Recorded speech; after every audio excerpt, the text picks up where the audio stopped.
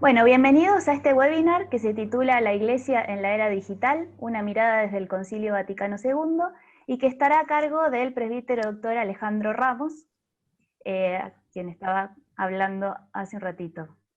Soy la doctora María Clara Lucifora, decana de la Facultad de Humanidades de la Universidad FASTA, que es una unidad académica que tiene 18 años de experiencia en la enseñanza de las humanidades a distancia. ¿Por qué es importante formarse en humanidades hoy? Bueno, porque hay que volver a poner a la persona humana y a su dignidad en el centro de los debates contemporáneos, ¿no?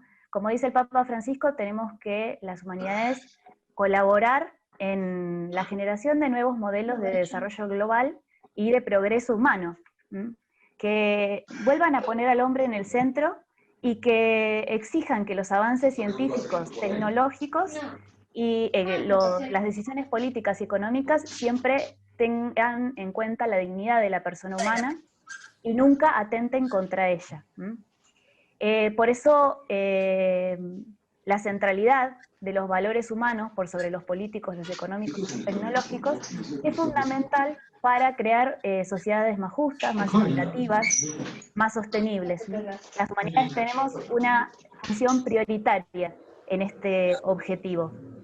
Y la Facultad de Humanidades de la Universidad FASTA pretende responder a este desafío con su oferta académica, que se propone generar un humanismo cristiano para el siglo XXI. Ustedes ahí tienen la propuesta académica de la facultad, que es una carrera de grado, la licenciatura en Educación Religiosa, que es válida solo para el territorio argentino, y después 5 diplomaturas, cursos de extensión, 2 MOOC, que son los cursos gratuitos, y este ciclo de webinars que con el que ya llevamos 38 encuentros, un montón. Esto, salvo la licenciatura en Educación Religiosa, todos estos cursos son totalmente a distancia. Los pueden hacer desde una computadora o un dispositivo smart, ya sea un celular o una tablet, y son abiertos a todo público, se pueden cursar desde cualquier parte del mundo. Actualmente no tenemos, solo están abiertas las inscripciones, como pueden ver ahí, de los MOOC, que son permanentes, la introducción a la antropología cristiana y la introducción a las Sagradas Escrituras, que son cursos gratuitos y en los que solo hay que pagar si desean recibir el certificado de finalización. Aquí están los datos de la Facultad de Humanidades, por si les interesa entrar para conocer algo más de nuestra oferta o de alguno de los cursos que vieron recién. Ahí está la página web, el mail, que es humanidades@ufasta.edu.ar, el Facebook, Facultad de Humanidades UFASTA, y el Instagram, ufasta.humanidades, y también tenemos un WhatsApp Business, cuyo número está ahí, en el que pueden consultar también todo lo que deseen.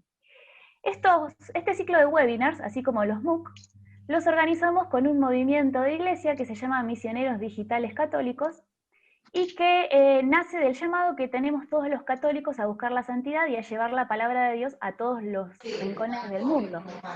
Y este movimiento lo hace utilizando los medios de comunicación y los medios digitales para la evangelización. El director es el presbítero Magíster Luis Asano, es de aquí de Tucumán, pero el movimiento está en toda Latinoamérica. Si les interesa saber más, pueden ingresar a su página web, que está ahí abajo, misionerosdigitales.com. Bien, entonces, como les decía, en el webinar de hoy, la Iglesia en la Era Digital, una mirada desde el Concilio Vaticano II, está a cargo del presbítero doctor Alejandro Ramos. Él es sacerdote de FASTA, es doctor en teología por la Angelicum de Roma, es doctor en filosofía por la Universidad Abad de Oliva de Barcelona, es vicerrector de formación en la Universidad FASTA, profesor titular de teología, director de la licenciatura en educación religiosa, director de la revista In Itinere, par evaluador de la CONIAU, investigador de nuestra universidad y es autor de varios libros y publicaciones. Ahora sí, los dejo con la exposición. Les pedimos que por favor recuerden mantener sus micrófonos y sus cámaras apagadas durante la exposición. Muchas gracias.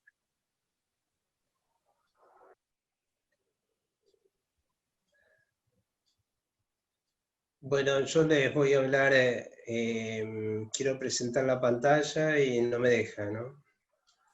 A ver. Necesito que el anfitrión me habilite la función de Sí, compartir ahí está. pantalla. Debería Bueno, estar. este,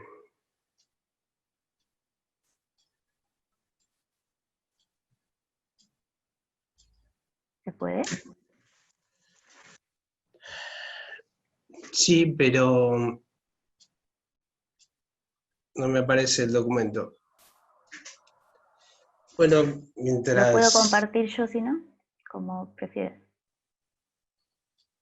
lo tengo abierto y no sé por qué no lo puedo compartir.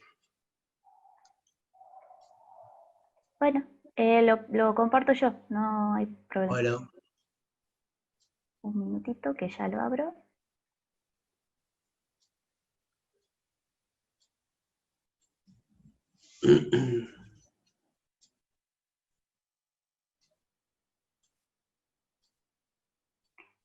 Solo anda indicándome cuando sí, haya que ir cambiando.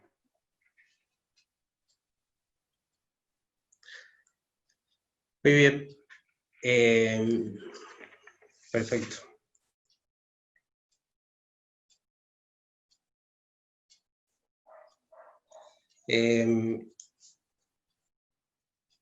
Durante 28 años estuve estudiando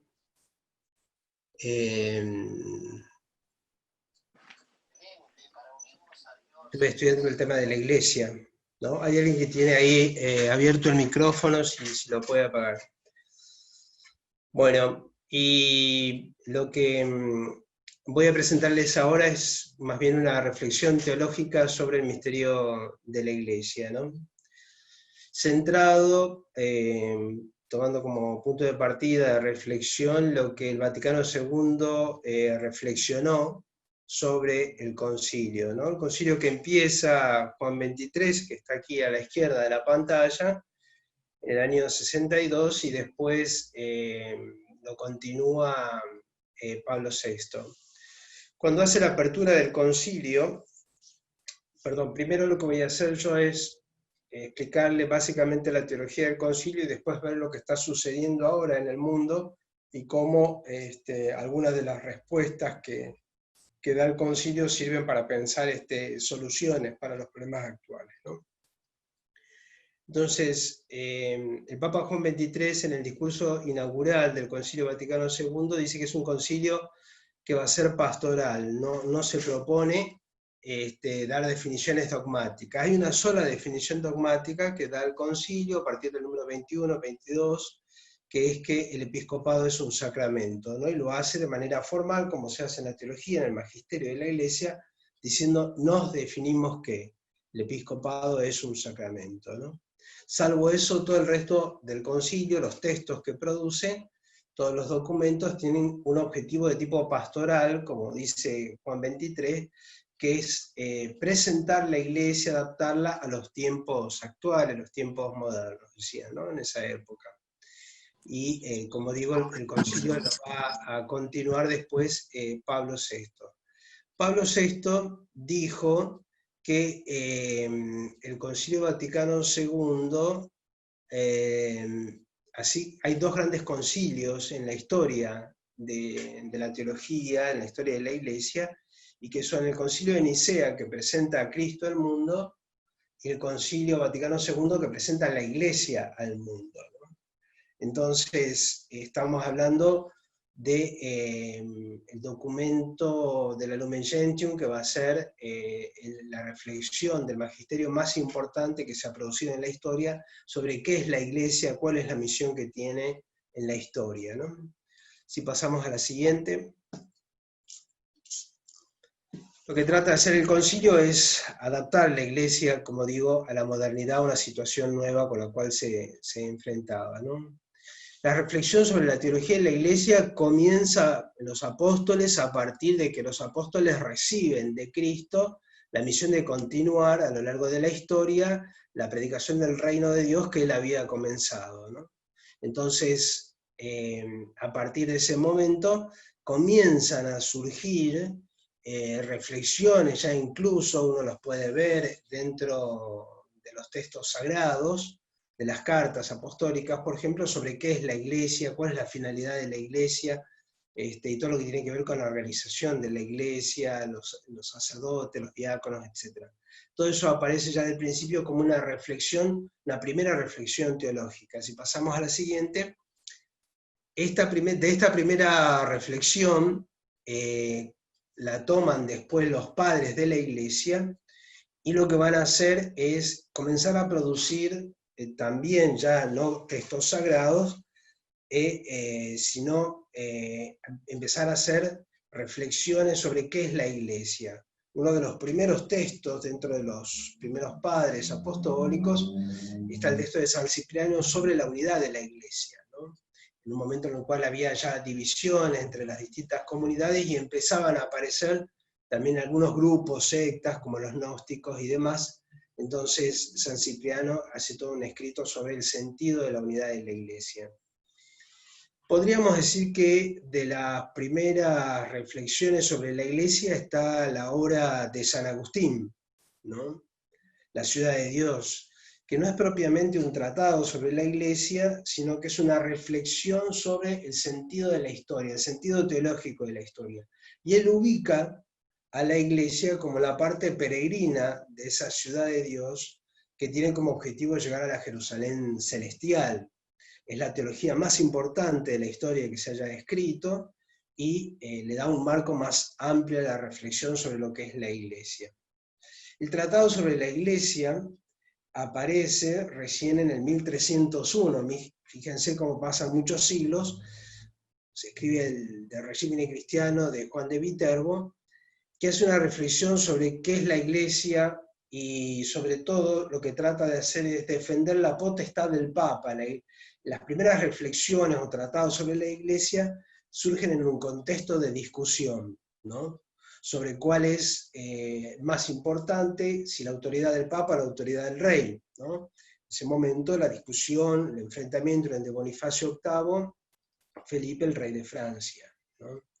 Entonces, esto va a marcar un poco el origen de la iglesia. Siempre va a estar esta confrontación con el poder temporal, y de alguna manera los teólogos lo que buscaban hacer era garantizar la primacía del poder espiritual. Pero también aparece ahí pronto el conciliarismo, ¿no? La idea de que algunos sostienen de que en realidad el Papa tiene que tener por encima un concilio de cardenales, que son los que tienen que asegurar que tiene la fe verdadera y que no se desvía hacia la herejía, ¿no? Bueno, si les interesa el tema de la ciudad de Dios, tienen ese librito que escribí hace muchos años, ahí la tesis de teología la pueden descargar de manera gratis. Seguimos la siguiente. Luego la teología comienza con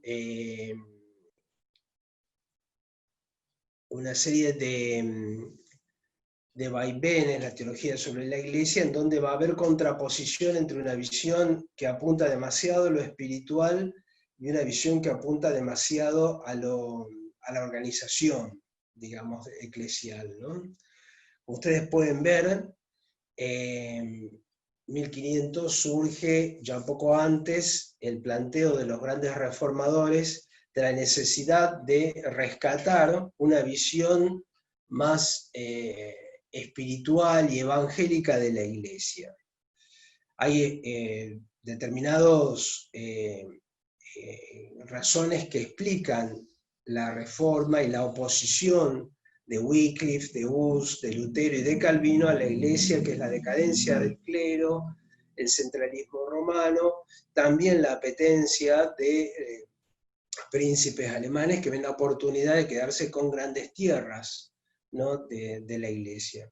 Pero ellos lo que plantean básicamente es que hay que rescatar una visión espiritual de la iglesia, y que esa visión espiritual está, digamos, distanciada de esa jerarquía que se ha vuelto burocrática y se ha deslizado, digamos, hacia la búsqueda del poder, ¿no? Por eso hablan de una realidad puramente espiritual, de recurrir, como en el caso de Lutero, solo a la escritura, y después de que en realidad lo más importante de la Iglesia básicamente es que es un pueblo de elegidos, ¿no? Siempre como una visión totalmente espiritualizada. Ellos hablan de una, por ejemplo, Lutero, de una iglesia abscondita, una iglesia escondida, ¿no? Que es imperceptible, que esa es la verdadera iglesia, no la que aparece en Roma, fastuosa, distanciada, digamos, del pueblo y de los evangelios. ¿Qué hace la Iglesia? El Concilio de Trento va a responder, 1545, si no me equivoco, comienza, ¿no? Termina en 1563, si también no me equivoco, y lo que va a hacer es responder con una visión que vaya a poner el acento más bien en la dimensión, la estructura jerárquica, ¿no? Que habían negado, cuestionado, muy fuerte, de manera muy fuerte, todos los pensadores de la Reforma, ¿no? Entonces van a decir, el Concilio de Trento va a sacar varios documentos, la Iglesia es la que interpreta la Escritura, ¿no? Respondiéndole a Lutero. Hay en la Iglesia un sacerdocio ministerial. Ustedes saben que la teología luterana es una de las primeras que afirma el sacerdocio común de los fieles. Él quería decir que en realidad cualquiera puede ser predicador, por eso existen los pastores, en contraposición a la Iglesia directamente jerárquica, ¿no? Al sacerdocio ministerial. Va a insistir la Contrarreforma, en particular el Concilio de Trento, sobre la necesidad de todos los sacramentos y de respetar la jerarquía de la Iglesia con el Papa a la cabeza y los obispos respondiendo al Papa. Pasamos a la siguiente.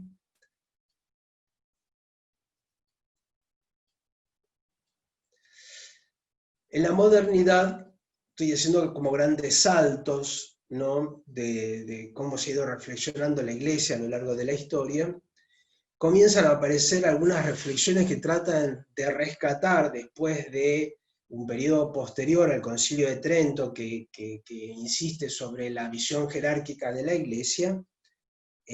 Va a tratar de aparecer teólogos en la escuela de Tubinga, también en Roma, entre ellos el cardenal Newman, que seguramente escucharon hablar de él, Charles Meller, que van a decir, bueno, en realidad la Iglesia es un organismo vital, es la comunión sobrenatural, la gracia, la vida de fe, la vida de los sacramentos, ¿no?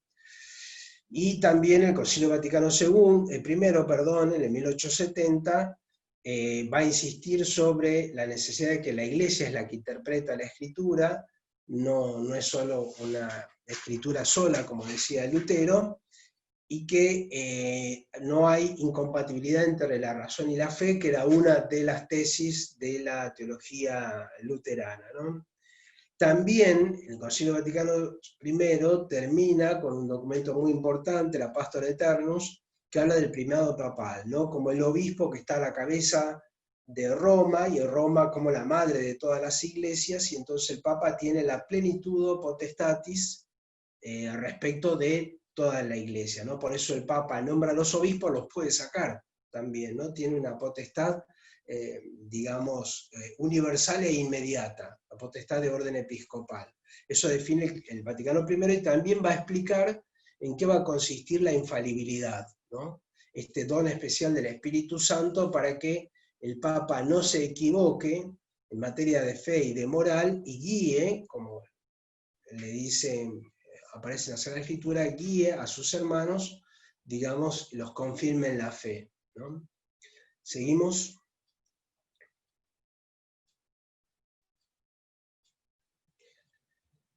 Después de este periodo va a seguir otra vez un periodo de renovación teológica y aparece la Mystici Corporis en el año 1943 de Pío XII, el que aparece en la foto, como uno de los textos más importantes. Yo diría que desde el punto de vista de la historia del magisterio, es el texto anterior a la Lumen Gentium más importante como reflexión sobre lo que es la Iglesia, ¿no? ¿Qué es lo que va a hacer el Papa? Toma la teología de Santo Tomás, de Cristo como cabeza de la Iglesia, que Santo Tomás desarrolla en la cuestión octava de la tercera parte de la Suma, y va a explicar cómo desde Cristo descienden todas las gracias hacia los miembros, y que esa vida que anima a todo el cuerpo es fundamentalmente la esencia de la iglesia, ¿no? Por eso es tan importante la pertenencia y la relación permanente con Cristo. Es una visión teológica, es una visión espiritual de la iglesia que busca de alguna manera salirse de esa discusión si jerarquía o comunión, y poner el centro en Cristo, ¿no? Aparecen entonces también, como parte de esa renovación teológica, nociones importantes que después el Concilio Vaticano II va a tomar, que es la de pueblo de Dios, que es una noción del Antiguo Testamento, como ustedes saben bien, del pueblo de Israel, pero que se aplican a la Iglesia como nuevo pueblo de Dios, ¿no? Tal cual aparecen en San Pablo, y que rescatan ya los primeros teólogos, estos dos exégetas, por ejemplo, Cerfó y Costa, que van a hablar de lo que es, digamos, la Iglesia como pueblo de Dios.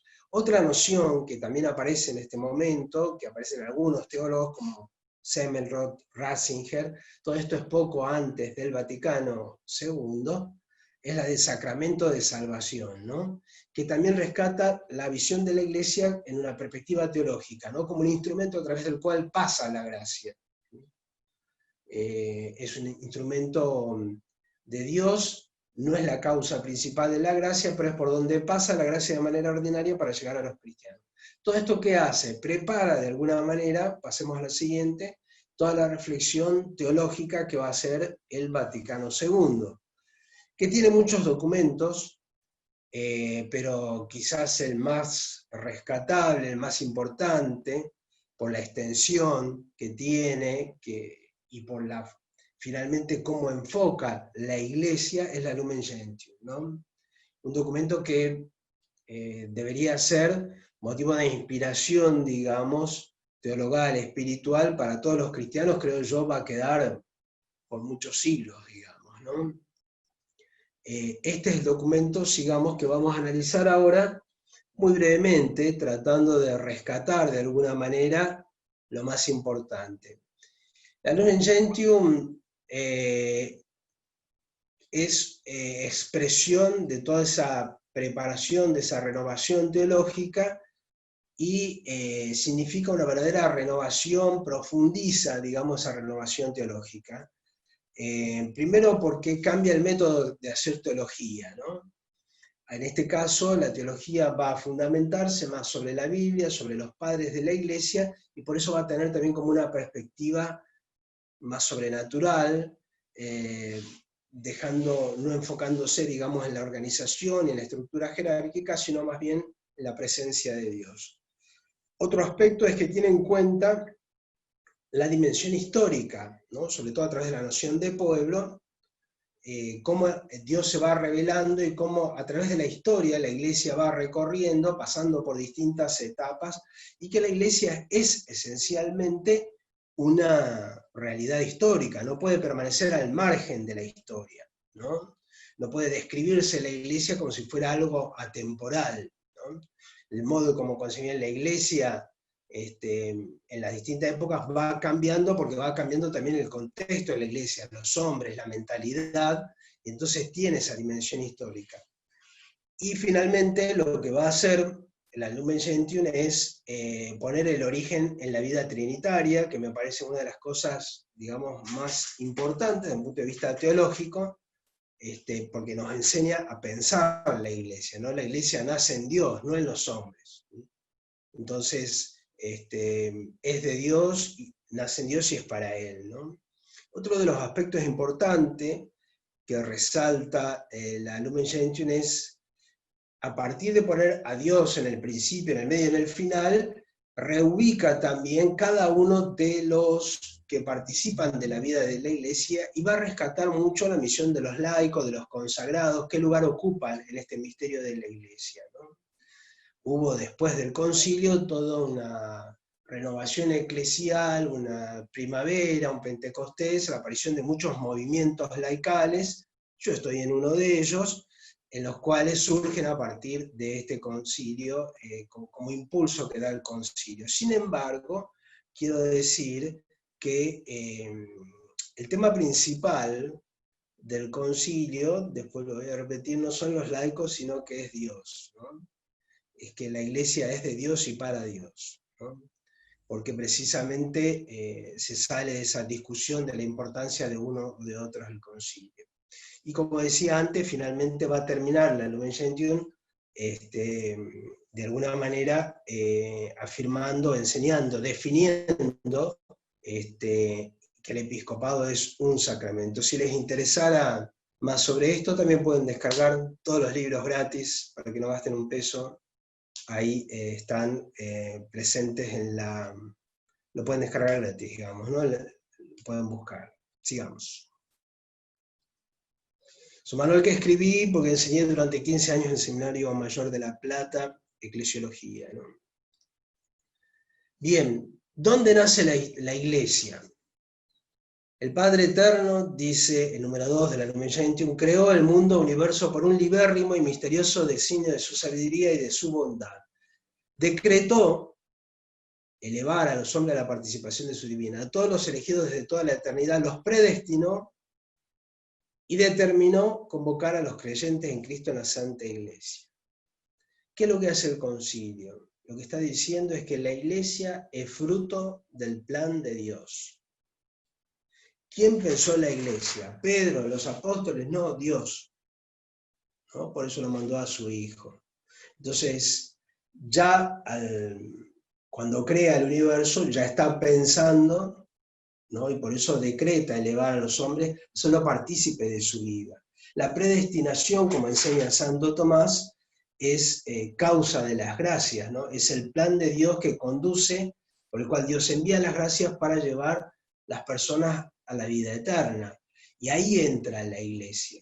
¿Qué significa esta primera definición teológica de la iglesia? Significa que todo lo que ocurre en la iglesia, a lo largo de la historia, responde al plan de Dios. Todo lo que ocurre responde al plan de Dios. Fíjense cómo esta afirmación teológica tiene connotaciones eclesiales y espirituales muy importantes, ¿no? A veces los cristianos perdemos de vista esto y nos agarra angustia. Yo me acuerdo cuando se murió Juan Pablo II. Claro, 25 años de pontificado y la figura de Juan Pablo II nos parecía imposible de superar y nos parecía que nos habíamos quedado completamente huérfanos, ¿no? ¿Y ahora quién vendrá? ¿Quién podrá reemplazar semejante papa? San Juan Pablo II. Sin embargo, después vinieron dos papas brillantes, digamos. O sea que, en realidad, el que conduce la historia es Dios, no son los hombres, ¿no? Ninguno, la iglesia no es de ninguno, de ningún papa, de ningún fundador, es de Dios, ¿no? Entonces, si yo tengo este modo de mirar la iglesia, como Dios es el que la piensa y la conduce a lo largo de la historia, puedo tener otra forma también de vivir dentro de la iglesia, ¿no? De una manera sobrenatural, con una visión sobrenatural y confiado en Dios, ¿no? La iglesia pasa a lo largo de la historia por momentos difíciles, sí, por supuesto, y por crisis, como las que estamos pasando nosotros, hemos pasado recientemente, ¿no? Por los escándalos, por distintas situaciones. Bueno, ¿quién conduce la iglesia? ¿El papa tal, el obispo cual, el fulano de tal? No, Dios.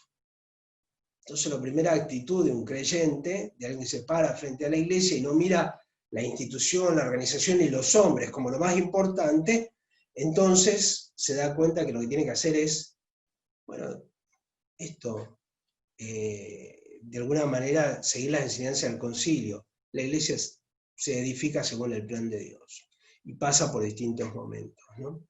Sigamos. La segunda cosa que enseña la iglesia, el concilio, perdón, es que la iglesia es de Cristo, ¿no? Lo que dije antes no es de nadie en particular, ¿no? Vino pues el Hijo enviado por el Padre que nos eligió en Él. Ahí está explicando la naturaleza de la iglesia. ¿Por qué estamos nosotros en la iglesia, en la parroquia tal, en el movimiento tal, ustedes las consagradas que están ahí? ¿Por qué? Porque Dios nos eligió en Cristo, ¿no? A cada uno de nosotros, antes de la creación del mundo, y nos predestinó. Otra vez la predestinación es muy importante en mi perspectiva para lo que lo que es la naturaleza de la iglesia, a la adopción de hijos. La iglesia o reino de Cristo presente ya en el misterio, crece visiblemente en el mundo por el poder de Dios, ¿no? Vale esto también para lo que decíamos, refuerza lo que decíamos antes. Bueno, pasamos por momentos difíciles, momentos de cruz. Resulta que la historia de la salvación, la victoria es la cruz. Lo que a nosotros nos parece que es derrota, en definitiva, es la verdadera victoria de la iglesia, ¿no? Porque es a imagen de Cristo. Entonces, hay como otra lectura, digamos, de la iglesia. La iglesia no es victoriosa cuando crece en instituciones, colegios, universidades, vocaciones, no. Muchas veces en un contexto adverso, como le pasa a la iglesia primitiva, donde tiene muchos mártires, es la iglesia, digamos, más brillante, más victoriosa, ¿no? Por eso la imagen, la luz de Cristo, ¿no? La que pasa a través de Cristo es la que realmente ilumina a la iglesia, ¿no? No la de los hombres. Sigamos. Naturalmente, el concilio completa la visión de la iglesia con la obra del Espíritu Santo, ¿no? Consumada la obra que el Padre confió al Hijo en la tierra, fue enviado el Espíritu Santo en el día de Pentecostés, para que continuamente santificara a la iglesia. De esta forma los creyentes pudieran acercarse por Cristo al Padre en un mismo espíritu. El Espíritu Santo es principio de unidad, es el principio, aquel que construye la iglesia, los dones jerárquicos en la iglesia, las consagraciones de los sacerdotes, la vida consagrada, aquel que además otorga todos los carismas con los cuales se edifica la iglesia. Todo eso es fruto de una presencia invisible. Esto me parece que es como un aspecto teológico y espiritual que nosotros deberíamos rescatar a la hora de mirar la iglesia, ¿no? Normalmente lo tenemos como descuidado al Espíritu Santo, le rezamos poco, lo alabamos poco, le pedimos poco consejo, y en realidad lo que nosotros vemos, el hecho de que la iglesia persevere a través de 20 siglos, esto es el milagro del Espíritu, ¿no? Y estamos acá porque el Espíritu nos sostiene, nos levanta, nos perdona, nos anima. Bueno, la esencia de la vida de la iglesia es el Espíritu Santo. Si uno quisiera vivir plenamente la iglesia, lo que tiene que hacer es tener una relación directa, frecuente con el Espíritu Santo, ¿no? Que no sea solo para los carismáticos, sino para todos. Debería ser como una espiritualidad realmente profunda y verdaderamente eclesial, ¿no? Sigamos. ¿Dónde está el centro de la iglesia? En Roma, en alguna casa central de alguna congregación, en Buenos Aires, lo que estamos acá en Argentina, o no sé dónde están las casas centrales. ¿Dónde está el centro? En el padre Juan, que está en la parroquia y que todo el mundo lo sigue, en el padre Alejandro, que va acá a la capillita y que lo quieren acá las viejitas, no, ninguno de nosotros. Cristo es el centro de la iglesia, enseña el concilio, ¿no? En el número 11, participando del sacrificio eucarístico, fuente y cima de toda la vida cristiana. Ofrecen a Dios la víctima divina y a sí mismos juntamente con ella. Es un ofrecimiento permanente, ¿no? Es el sacerdocio común de los fieles. Pero una vez saciado por el cuerpo de Cristo en la Asamblea Sagrada, manifiestan de una manera concreta la unidad del pueblo de Dios. El Cristo es el centro de la iglesia. No hay ningún otro centro. Y por lo tanto, lo más importante en la vida de la iglesia es mi relación personal con Cristo, ¿no?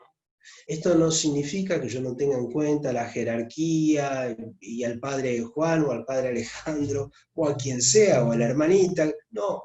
Pero significa que todos, en primer lugar los sacerdotes, los consagrados, todos tenemos que tener en cuenta que todo lo que tenemos que hacer es lo que hizo Juan el Bautista, señalar a Cristo. Mira, síganlo a Cristo, ¿no? No nos tienen que seguir a nosotros, no nos tienen que imitar a nosotros. No alcanza con que sean amigos nuestros para llegar al cielo. Yo puedo rezar por ellos, pero ellos tienen que encontrarse con Cristo. Entonces, por más que las viejitas de la capilla de Cristo de la Paciencia me quieran mucho y son una santa, bueno, un día de mañana vendrá otro cura y estará otro y después vendrá, bueno, Cristo es el centro, y yo tengo que llevarlas a Cristo nada más.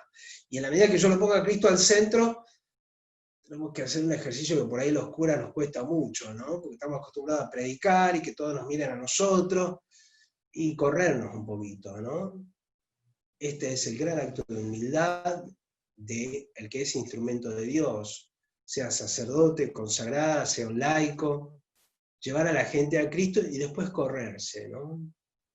Dejar que finalmente la persona se encuentre con Cristo, porque ese es el fin de toda la iglesia, ¿no? Eso quiere decir que Cristo es el centro. Sigamos, el Cristo Pantocrátor de Santa Sofía. Otro de los conceptos importantes y polémicos también del Concilio Vaticano II es la noción de pueblo, es una metáfora de orden social, político, que tiene origen en el Antiguo Testamento, ¿no? Este pueblo mesiánico, está hablando así de la iglesia, tiene por cabeza a Cristo. Tiene últimamente como fin la dilatación del reino de Dios, incoado por el mismo Dios en la tierra. Es la iglesia convocada y constituida por Dios para que sea el sacramento visible de esta unidad salutífera, ¿no? De unidad de salvación. Entonces, todo el pueblo de Dios en realidad tiene que hacer presente al reino de Dios. Es la iglesia que convoca y está constituida por Dios, para que sea sacramento. La iglesia entera es solo un instrumento, ¿no? Como el sacramento, a través del cual pasa la gracia y llega a las personas. Sigamos. ¿Cuál es el fin de la iglesia? El fin de la iglesia, enseña el concilio, al final, en la Lumen Gentium número 48, la iglesia a la que todos hemos sido llamados en Cristo no será llevada a la perfección, sino cuando llegue el tiempo de la restauración de todas las cosas. La iglesia peregrinante en sus sacramentos e instituciones lleva consigo la imagen de este mundo que pasa. O sea que la iglesia también pasará. La institución tiene solo un sentido de medio. Y toda realización temporal de la iglesia a lo largo de la historia, bueno, es una de las formas en las cuales se realiza el reino, pero no es la única ni la mejor. A veces los cristianos cometemos este error, ¿no? De perder de vista cuál es el verdadero fin, y que hasta que no llegue el fin, no habrá ninguna iglesia, ninguna realización perfecta de la iglesia, ¿no? Siempre será imperfecta, siempre tendrá pecados, entonces es un error la idealización, ¿sí?, de un momento de la historia de la iglesia. Claro que yo puedo decir que tanto en la iglesia primitiva como en la actualidad, la iglesia más perfecta, la de los más humildes, la de los mártires, ¿no? O la de los que aman más, como decía Santa Teresita, por supuesto, pero en realidad, como la del santo italiano, el joven de 15 años, ¿no? Carlo Acuti, pero en realidad la iglesia siempre está como imperfecta, pasa por etapas, y finalmente el objetivo es llegar al cielo. Nunca puede ser el objetivo una realización terrenal de la iglesia, ¿no? Sigamos. A partir de esto comienza, a partir del concilio, toda una propuesta de renovación. Yo decía antes que, por ejemplo, los movimientos laicales surgen a partir de esto, ¿no? Pero hay una renovación general. También, los años que siguen al concilio se producen como un enfrentamiento entre conservadores y progresistas, que seguramente ustedes lo habrán vivido de distintas maneras en la iglesia. Yo soy tucumano, de la provincia de Tucumán, del norte de la Argentina, y en el seminario me acuerdo, en los años 80, estaban los que eran de la teología de la liberación y los que leíamos a Santo Tomás, y entonces estábamos enfrentados, y no nos queríamos. Ustedes habrán visto seguramente muchas confrontaciones, no solo teóricas, sino también, bueno, dentro de las mismas congregaciones. Le costó mucho a la iglesia, hubo mucha gente que se fue, consagrados, sacerdotes, que perdió la iglesia. Yo perdí muchos compañeros de esa época. No fue fácil la renovación postconciliar. Hubo mucho debate, mucha confrontación, y no siempre hubo claridad, ¿no? Ahora, ya pasados los años, uno puede tomar tomando distancia del hecho, ya mirar con más claridad y darse cuenta que en realidad no hay que ser ni conservador ni progresista, ¿no? Hay que ir, digamos, para donde el Espíritu va inspirando y llevando a la Iglesia. Sigamos. Aparecen una serie de teólogos por estos años, termina en el 65 el concilio, que son muy importantes y que hacen una serie de reflexiones importantes sobre lo que tiene que hacer la Iglesia en el mundo. Uno de ellos es Karl Rahner, teólogo alemán, de los más importantes.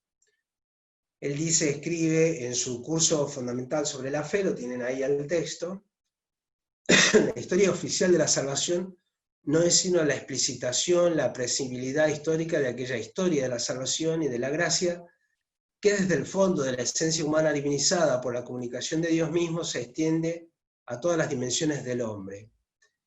Rahner toma la tesis, o enseña la tesis de los cristianos anónimos, que seguramente varios de ustedes lo habrán leído, escuchado, ¿no?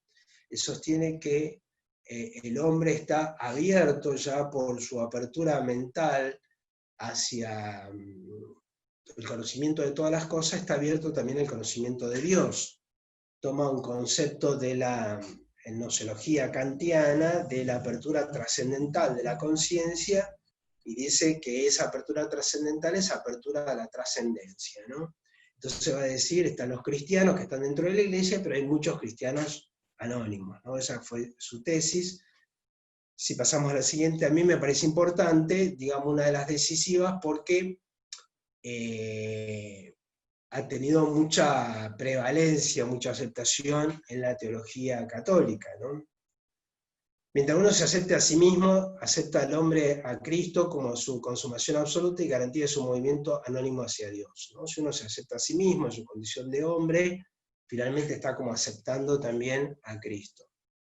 Lo que sostiene Rahner ha sido objeto de muchas discusiones. Bueno, yo escribí ese ensayito en el 2005, cuando al final lo publiqué en el 2005, pero lo he escrito antes para los alumnos de Eclesiología del Seminario Mayor de La Plata. La tesis es muy discutida y finalmente se hace difícil de entender, digamos, o tiene que ver con el sentido misional, ¿no? ¿Para qué salir a misionar a la iglesia si finalmente hay cristianos anónimos? Algunos a favor, otros en contra, pero uno de los teólogos importantes. Pasemos al siguiente. El ensayito también lo pueden descargar gratis de la web. Otro teólogo importante es abad benedictino, que escribió un libro muy importante en su juventud, Estructuras y Métodos de la Suma Teológica, y que ahora escribe este texto, en los años 2000, sobre imaginar la Iglesia Católica, ¿no? Él dice, el hombre moderno ha cambiado muchísimo, la Iglesia ha quedado como desfasada de la modernidad y necesita adecuarse al hombre moderno. Entonces lo que debería hacer es cambiar la manera de enseñar la teología, y en vez de enseñar dogmas con explicaciones abstractas, difíciles de comprender, usar más bien el lenguaje narrativo, ¿no? Las imágenes, las metáforas que usa la Biblia, para hablarle a un hombre que se maneja más con imágenes, el hombre moderno, ¿no?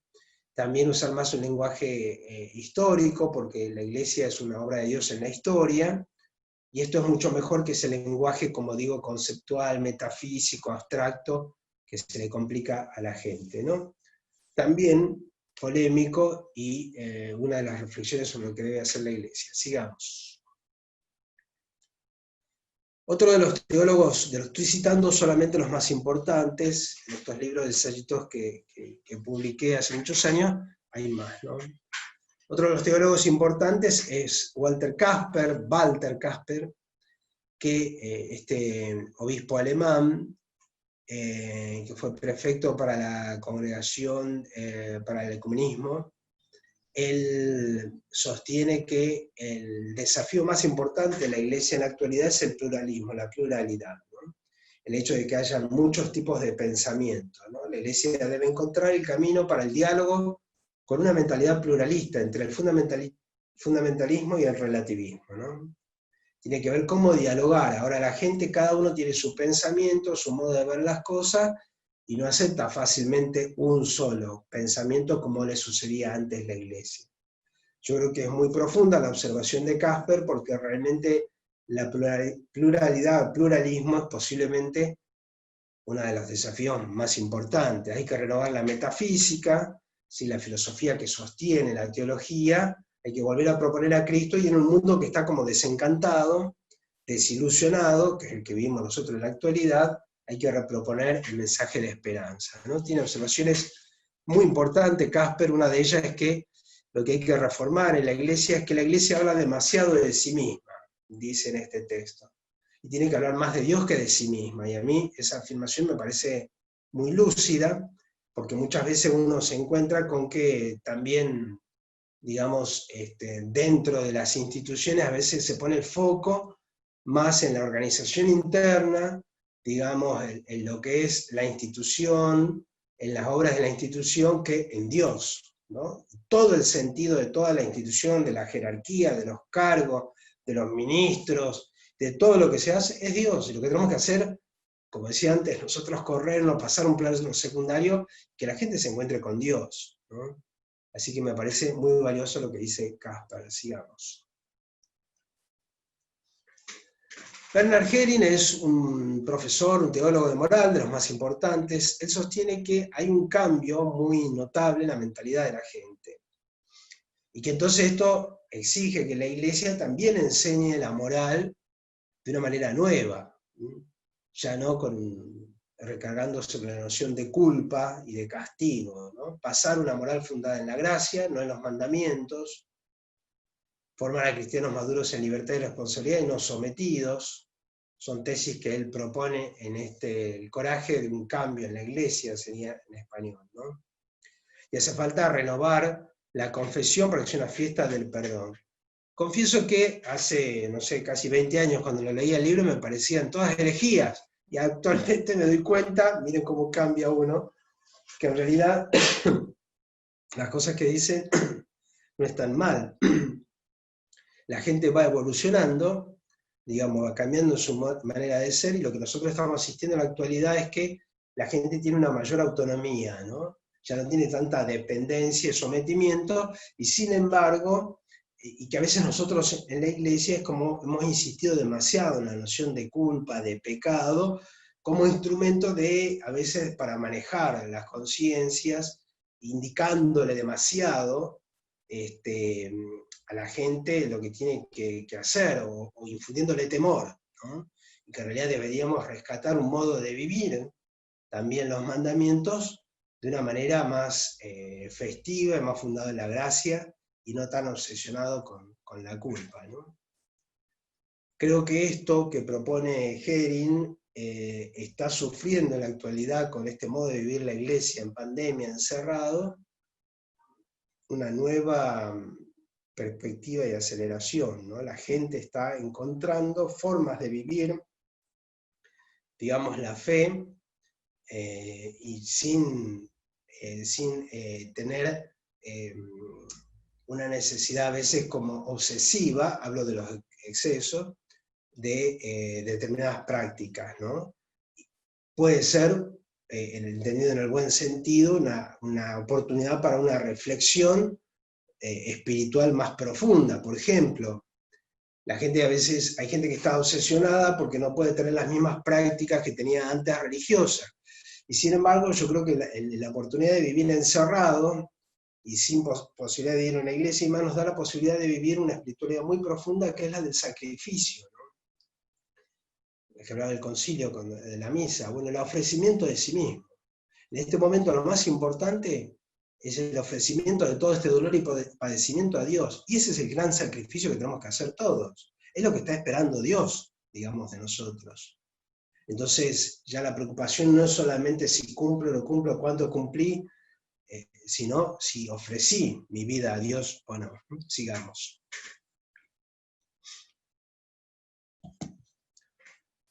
En la interpretación del concilio, dice este otro teólogo, Shefsik, alemán, amigo de Ratzinger, hay que tener en cuenta que lo que enseñó el concilio es que la misión primera y principal de la Iglesia no es cultural ni política, sino salvífica, ¿no? Esa afirmación a mí me parece muy importante, porque a veces nosotros identificamos la Iglesia con las cosas que hace en la historia. Y no nos tenemos que olvidar que hubo muchos momentos de la Iglesia donde la Iglesia era perseguida y no tenía posibilidad de realizarse exteriormente, de tener instituciones, de plasmarse en el arte, en muchas cosas, y sin embargo era la Iglesia en estado puro. Hablo de los mártires actuales, de los que no pueden ir a misa en el Líbano, en Oriente Medio, y sin embargo esa gente, yo estoy seguro que vive espiritualmente mucho más unida a Dios, ¿no? La comunión eclesial es comunión con Dios, luego de los hombres entre sí. Es una aclaración, una tesis muy importante de este autor, porque a veces, como va a decir después Ratzinger, también tenemos una lectura demasiado horizontal, ¿no? Bueno, se confunde el consenso con la búsqueda de verdad, si no está clara la misión, siempre rescatando que lo más importante del concilio es esta visión sobrenatural de la Iglesia. Pasemos. Y viene acá lo que yo considero el análisis más profundo sobre el concilio, ¿no? Ratzinger fue un gran papa y fue posiblemente, es seguramente, de las mentes más brillantes de la Iglesia contemporánea, ¿no? Teólogo más importante. Tiene un balance del Vaticano II que yo les recomiendo que lo busquen, del año 2000, se lo pueden conseguir, descargar. El Vaticano II quiso claramente insertar y subordinar el discurso sobre la Iglesia al discurso sobre Dios. Quiso proponer una eclesiología en sentido propiamente teológico. Es decir, lo que está diciendo Ratzinger es que la Iglesia tiene sentido en relación a Dios, no en sí misma. Él está analizando la noción de pueblo de Dios y todas las discusiones que se dieron en el postconcilio. Yo creo que el papado de Benedicto XVI cierra esta etapa tan importante en la historia de la Iglesia, que es la del Concilio Vaticano II. Y él es el que dice, en realidad la Iglesia, vista desde el concilio, es una Iglesia que tiene que hablar de Dios, no de sí misma, ¿no? Sigamos. La Iglesia es para Dios, no es para nadie, no es de nadie en particular. Una Iglesia que exista solo para sí misma es superflua. A veces puede pasar esto, ¿no? Dentro de una congregación, de un movimiento, de una institución, o de lo que sea. Bueno, estamos lindos, estamos calentitos, estamos bien, nosotros, cómodos. La Iglesia no existe para sí misma, ¿no? Por eso después Francisco va a decir, la Iglesia tiene que salir, no vivir encerrada. La gente lo nota enseguida. La crisis de la Iglesia, tal como se refleja en el concepto de pueblo de Dios, crisis de Dios. Deriva del abandono de lo esencial, ¿no? ¿Por qué? ¿Qué es lo que está diciendo Ratzinger?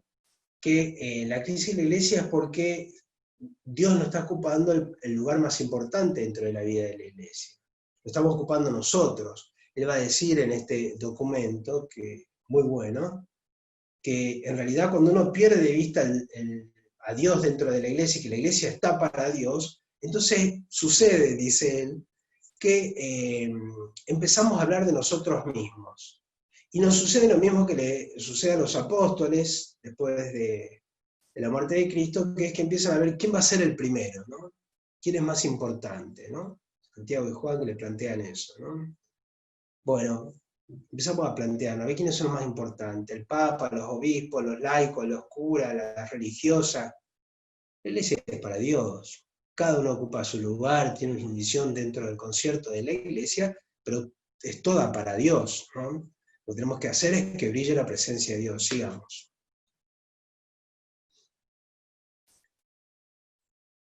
Esta hermosa catedral de Galway, que está en Irlanda, cerca, un par de horas de Dublín, es contemporánea, ¿no? Y es bellísima. Bueno, a mí me gusta la fotografía, yo le saqué esa foto. Se hacen cosas lindas. El arte moderno ha hecho cosas muy bonitas sobre la Iglesia. No solamente están las catedrales antiguas, ¿no? A mí me impactó mucho esta, pero ¿qué es lo que quiero rescatar con esta imagen? que así como cuando uno va a tomar una foto, uno se pone en un ángulo y de acuerdo a cómo enfoca la iglesia o lo que está mirando, resalta un aspecto u otro y puede perder de vista algo importante, lo mismo nos sucede en la iglesia. Si uno se enfoca en la estructura jerárquica, a ver quién tiene el mando, qué cargo ocupa, qué cargo ocupo yo, ¿no? Qué cargo ocupa el otro, pierdo de vista lo esencial. Si yo me enfoco en alguna de las tareas, o si me enfoco a veces en la misma institución, hay gente que piensa que el sentido de su vida dentro de la iglesia es mantener una institución. La institución, digo, como organismo, visible. Y no, la iglesia ha perdido templos, ha perdido escuelas, ha perdido universidades, y las va a perder. Las está perdiendo en la actualidad. ¿Y esto qué significa? ¿Que deja de ser iglesia? ¿Que es menos iglesia? No. Puede ser que tenga menos colegios, que tenga menos instituciones, pero ¿qué es lo que tengo que ver en la iglesia? Y entonces ahí me parece que sirve toda la teología del concilio. Tengo que ver a Dios. Si yo veo a Dios, si yo enfoco a Dios como en el centro de la iglesia, entonces no pierdo de vista lo esencial. Muchas de las discusiones en la iglesia giran en torno a la organización. Y muchas de las visiones a veces están en función de apetencias personales. Yo quiero ocupar determinado lugar, quiénes son los más importantes, los más perfectos, los más buenos. Hay que enfocar la iglesia mirando a Dios. Y eso es lo que enseña el concilio, ¿no? Pasemos.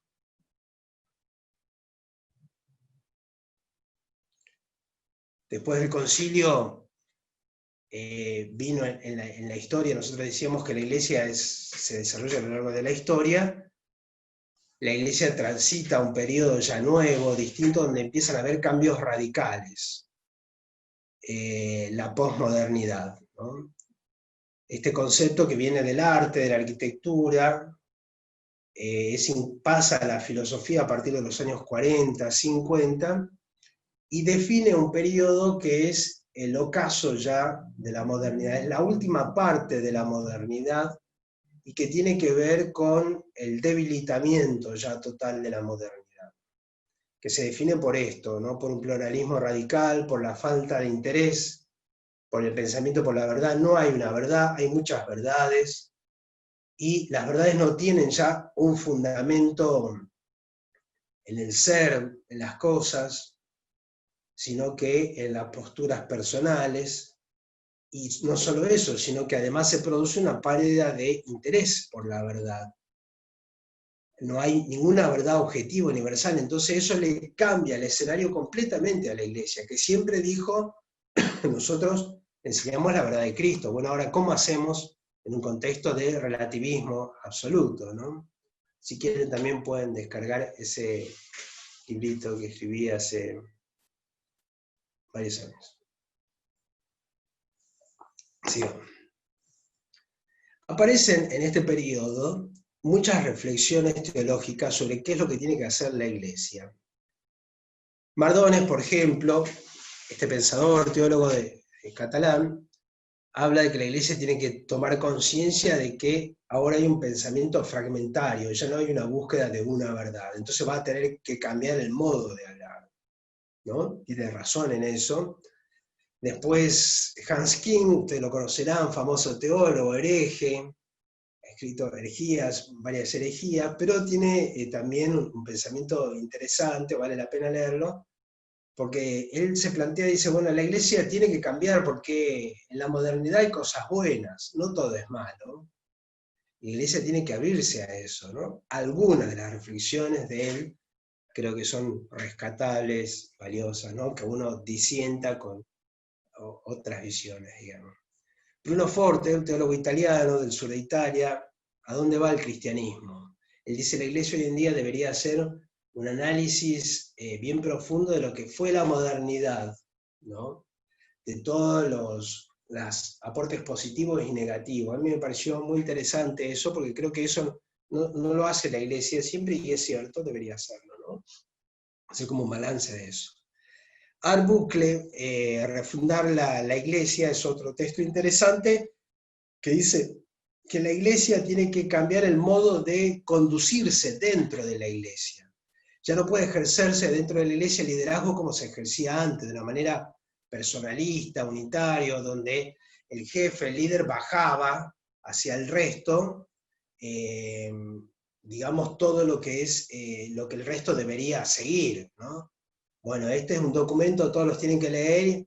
Bueno, ha cambiado el contexto. El líder tiene que conducir en equipo, tiene que aceptar opiniones distintas, tiene que escuchar, ¿no? A mí me parece valioso, aunque uno, como digo, no coincida totalmente. Pastel Casper, que ya les dije, este es un texto nuevo de hace unos años, tiene también observaciones muy interesantes sobre lo que es la iglesia en la actualidad. Él dice, entre otras cosas, la iglesia va a tener que acostumbrarse a que se va achicando. Ya no va a ser la iglesia de otros periodos de la historia. Vamos a perder instituciones, obras, vocaciones. Y bueno, va a ser una iglesia más chica, pero no por eso va a dejar de ser iglesia católica, ¿no? Y González Faust va a decir, este teólogo español, herejías del catolicismo actual, que a veces nosotros trasladamos propiedades divinas a la iglesia, como la divinizamos a la iglesia. Y la iglesia no es más que un instrumento, ¿no? La línea de lo que decía el concilio, como digo, también puede tener afirmaciones que uno comparta o no, pero sigamos, básicamente son ideas interesantes que expresan de alguna manera que se estaba planteando una discusión. Tengo que ir más rápido. Bauman es un sociólogo de origen polaco, vivió en Inglaterra, de los pensadores más importantes en la actualidad, y que va a definir, va a hablar de la modernidad líquida, ¿no? Por oposición a la modernidad sólida, la que generó la revolución industrial. Y dice, estamos viviendo una etapa distinta de la historia, donde el individuo empieza también a perder solidez, ¿no? Por eso el uso de la liquidez como metáfora. Es un individuo obsesionado por su propia realización, busca construir su vida, se siente dueño de su vida permanentemente, tiene poco interés por las cosas comunes, lo que nosotros estamos viviendo a nivel general, está sujeto a permanentes cambios en su trabajo, en la economía, en la política, y todo eso como que le quita solidez a su vida, ¿no? Son observaciones muy profundas, a mí me gusta, coincido, digamos, en lo que describe, porque describe mucho lo que es el individuo en la actualidad. ¿Cuál es la consecuencia de esto? Bueno, lo que nosotros padecemos en la actualidad, fragmentación del yo, ansiedad, ¿no? Sigamos, ¿qué es lo que vivimos? Esa es la situación del hombre en la actualidad. Hay otros sociólogos, Berger y Luckmann son de los más importantes, que dicen que el hombre en la actualidad vive sin certezas ni criterios, ¿no? El pluralismo radical de ideas y valores, el distanciamiento de las instituciones que forman la comunidad de vida, ha dejado al individuo a la intemperie. La comunidad de vida, dice él, es el lugar donde, el punto de referencia, donde uno ha recibido los valores con los cuales después piensa y arma su propia vida.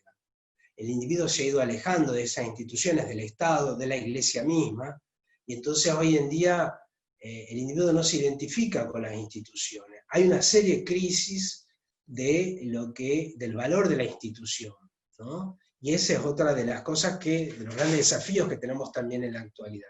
Tiene razón, es así, se aplica a la Iglesia, también lo decía Casper, sigamos.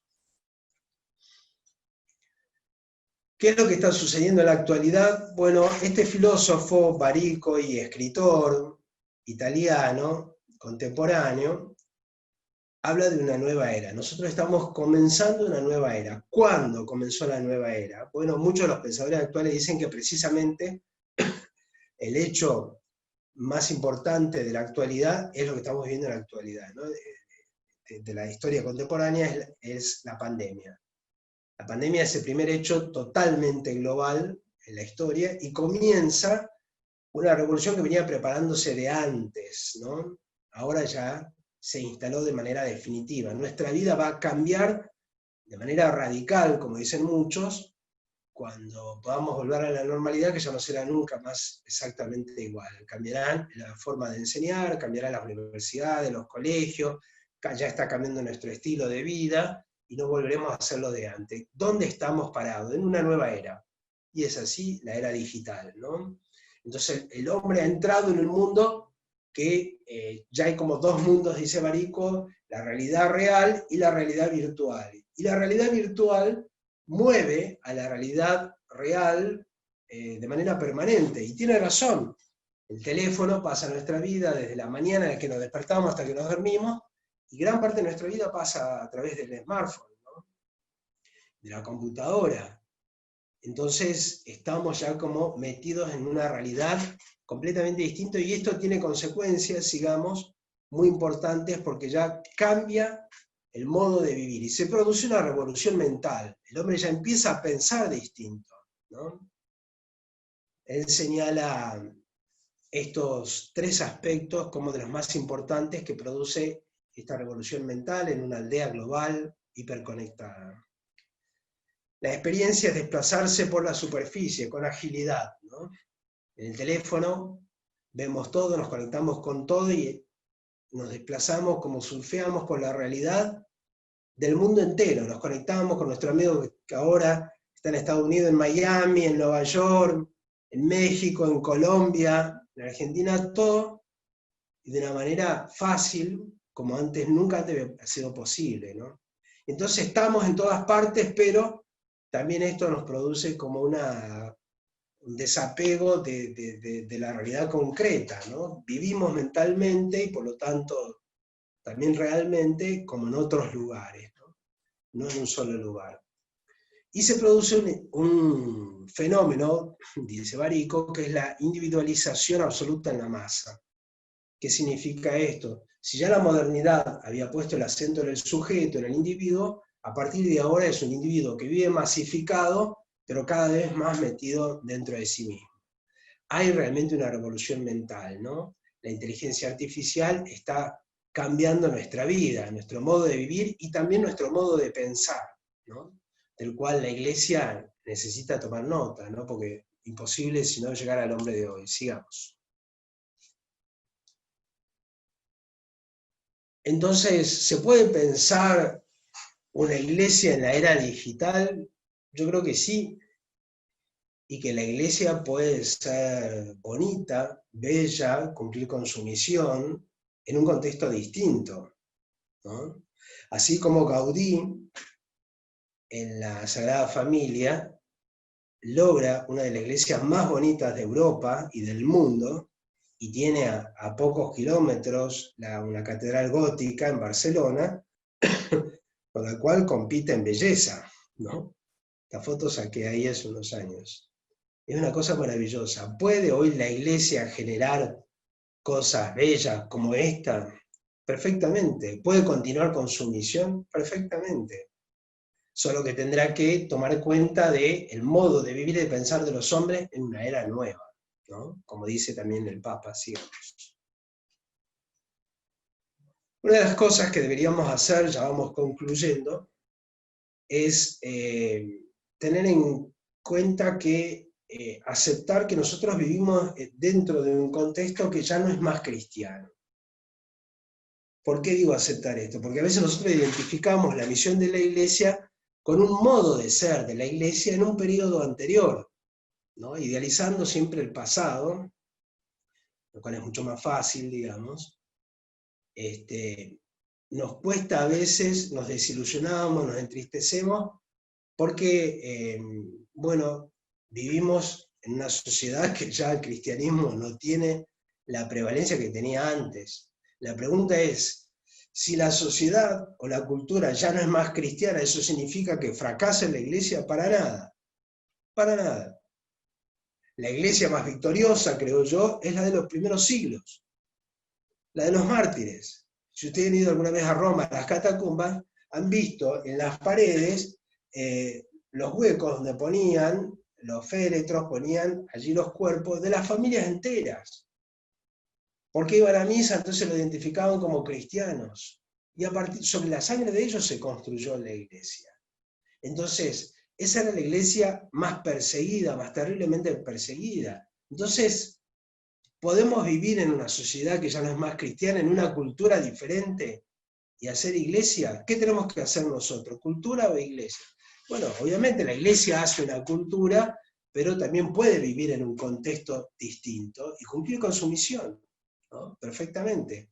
Entonces, si nosotros no nos quedamos pegados a una visión identificada con un momento determinado, entonces uno puede decir, bueno, en Barcelona está la catedral gótica y está también la otra, ¿no? La de Gaudí, que es una belleza, ¿no? Entonces uno puede pensar en una iglesia importante también, una presencia importante, aunque el contexto no sea cristiano, ¿no?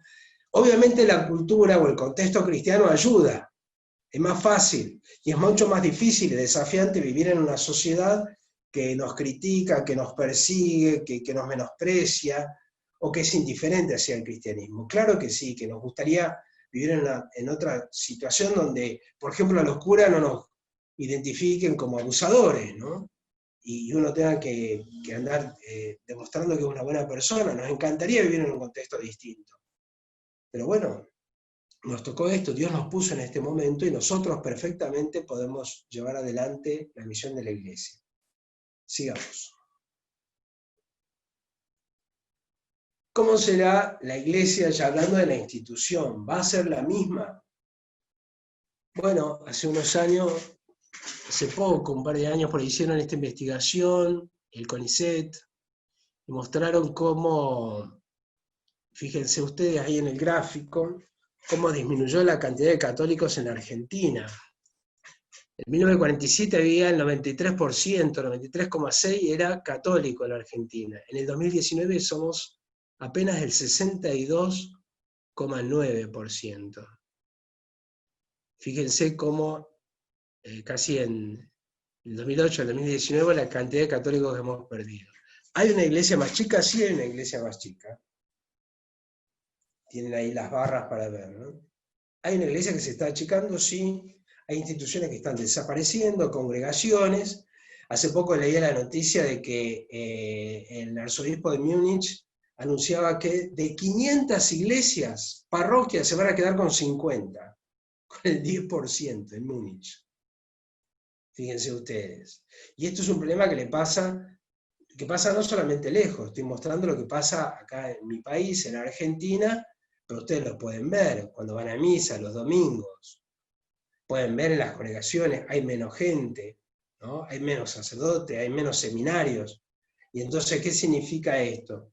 Que la iglesia, como decía Casper, va a tener que aceptar que va a pasar un periodo de achicamiento. Y esto no significa, insisto, en esta idea de que porque haya menos instituciones, menos ocasiones, en realidad hay menos iglesia. O la iglesia cumple menos su misión, ¿no? Tendrá que encontrar la iglesia nuevas formas de estar presente, posiblemente menos vocaciones consagradas, pero más vocaciones laicales, posiblemente menos colegios, pero con una misión y una identidad más definida, o universidades que sean realmente católicas y no que enseñen cualquier teología, por ejemplo, ¿no? Pero en realidad la iglesia se está achicando. Eso no significa una derrota de la iglesia, ¿no? Sigamos, vamos terminando. Otra de las cosas que me parece importante en la iglesia actual, y es que nosotros tenemos que cambiar el modo de pensar y el modo de enseñar. Porque la iglesia siempre ha enseñado parada sobre la verdad y transmitiendo una verdad sólida, ¿no? Con toda una explicación filosófica, una teología bien sólida, se lo dice un profesor de teología. En la actualidad la gente piensa de una manera distinta. Entonces nosotros, en vez de mandarle el bloque de doctrina, de dogma o de moral, de lo que sea, a la gente en realidad tenemos que ver de qué manera nosotros primero llamamos la atención y cómo conducimos a la persona hacia el descubrimiento de la verdad. Entonces esto significa un esfuerzo muy grande. Esto lo digo como educador. Estamos haciendo en nuestra universidad un esfuerzo muy grande con los profesores de humanidades, reformulando de base toda la antropología filosófica, teológica, dando la vuelta completamente, la historia que enseñamos y demás, partiendo de la actualidad, de los problemas que tiene el hombre en la actualidad, porque si no nos enganchamos más a los alumnos. Yo no puedo ir a enseñarle a un alumno ahí el dogma sobre Cristo. Tengo que empezar a tomar como punto de partida sus problemas para después terminar hablando de Cristo. Entonces, creo que el desafío más importante en la actualidad para la Iglesia es ver cómo reformular, cómo presentar las verdades y apuntar a las preguntas, generar preguntas más que respuestas. Siempre pensamos nosotros en bajar respuestas desde un tratado, como digo, de teología, desde algo bien sólido. Eso hoy no llegamos a nadie, no llegamos a los jóvenes, yo no le puedo transmitir, no podemos transmitir hacia nuestros alumnos en la universidad. Entonces tendremos que sentarnos y repensar. Yo lo que veo es que hay en la iglesia gente que está dispuesta a repensar y hay gente que no. Que si la cosa no es como venía siendo antes, la enseñanza, el tratado, el dogma, o la imagen de la iglesia, o la forma exterior de presentarse a la iglesia, entonces ya no sirve, ya no es iglesia. Y me parece que este es un poco el desafío, el debate interno que tenemos en la iglesia, en la institución, en los movimientos, ¿no? Entre los que reconocen que hay que pararse de manera distinta y en los que siguen enseñando lo que venían enseñando antes, ¿no? Bueno, la historia nos dará la razón o no. Sigamos, ya vamos terminando. Ahora sí terminamos. El contexto en la era digital para la iglesia es la indiferencia. Yo diría que quizás como la nota más saliente de la actualidad, ¿no? La indiferencia es una actitud fría, ¿no? Como la que enfrenta esta pobre capillita en medio de tanta nieve, ¿no? No le importa a la iglesia, no significa mucho, ni la jerarquía de la iglesia, ni los sacerdotes, la iglesia misma. Ya no tienen la aceptación que tenían antes, las crisis, sobre todo la de los abusos de menores, las cuestiones económicas, hasta hace poco, hace un par de semanas renunciaba un cardenal también en Roma. Todo eso ha visto a la gente y finalmente, bueno, relativiza. Entonces se vuelve indiferente, ya no se distancia de la institución, te escucha menos, ¿no? La enseñanza del magisterio representa menos. Entonces el contexto, digo, esta imagen me parecía como muy gráfica de esta situación. Bueno, la indiferencia. ¿De qué manera nosotros podemos romper esa indiferencia o llegar y hablarle de cosas que sean significativas para la gente, ¿no? ¿De qué manera la iglesia puede seguir brillando, o la luz de la iglesia, dentro de un contexto así? Yo creo que en este sentido sirve mucho lo del concilio, ¿no? Lo que enseñó el Vaticano II.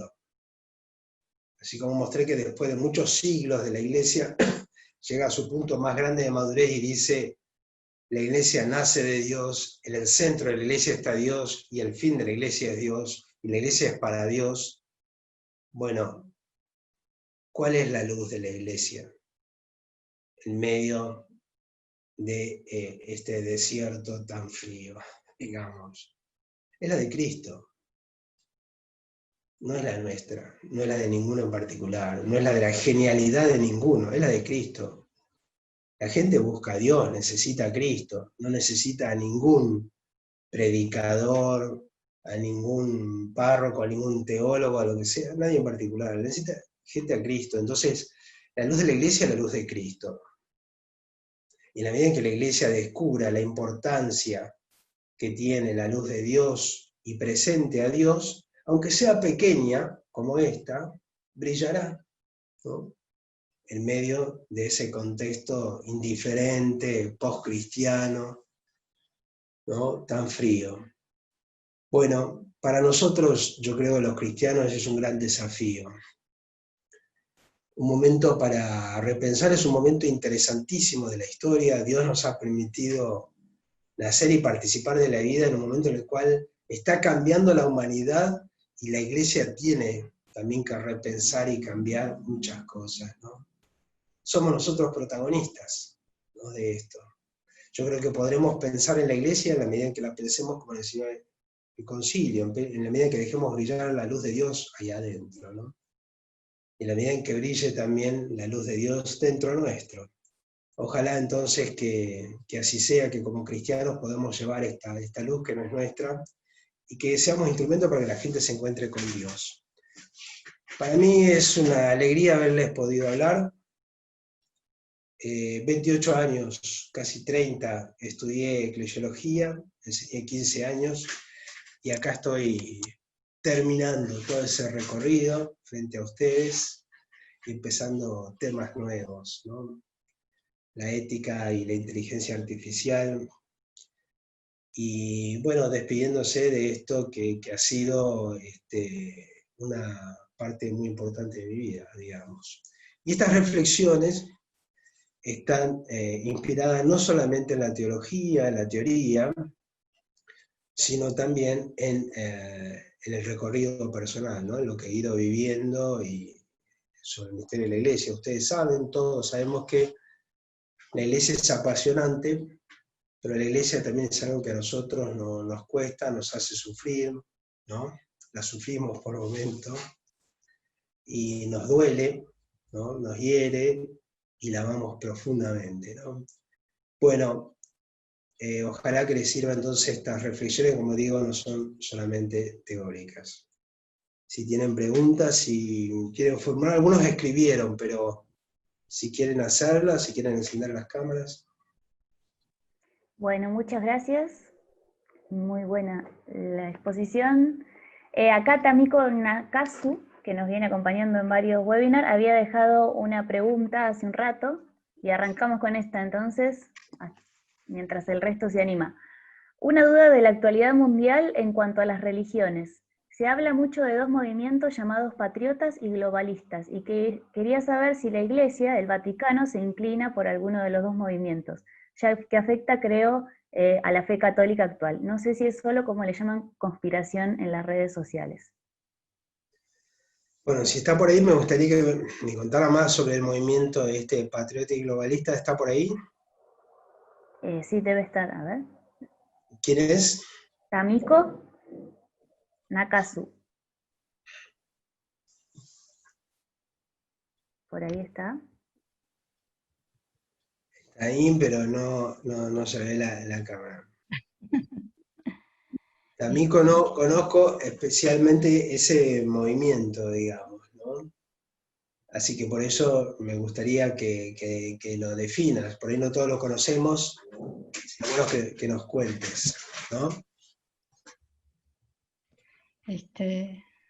A ver. ¿Sí me escuchan? Sí. Sí, sí. ¿Sí? No te vemos, pero te escuchamos. Bueno, como yo estoy viviendo aquí en Estados Unidos y se habla mucho de este tema, de los patriotas y los globalistas, y leyendo y pues por internet y varias partes, parece ser que la iglesia está dividida también en dos. O sea, yo noto que la iglesia, por los anuncios que a veces dan aquí, sea monseñor o sea quien parecería que estuviera dividida en estos dos movimientos. Entonces, a veces no sé si la información es real o si es una falsa información que quieren cambiar por este asunto de las elecciones, pero sí me preocupa porque las dos tendencias, pues yo creo que hay mucho que desear también por la prohibición o la adoctrinación, como quieren llamar aquí. Me parece que es muy importante en cuanto a lo que piensa la Iglesia Católica. Y en varios informes, ya sea de Catolilink o de otras, no lo dicen abiertamente, pero dicen, piensen qué es lo que van a hacer estas personas, piensen. Entonces uno se pone en la duda de que realmente por dónde estamos. Es difícil de saber ahora. Sí, también Mirala, uno de los planteos, yo no entré, ¿no? Porque por razón del tiempo.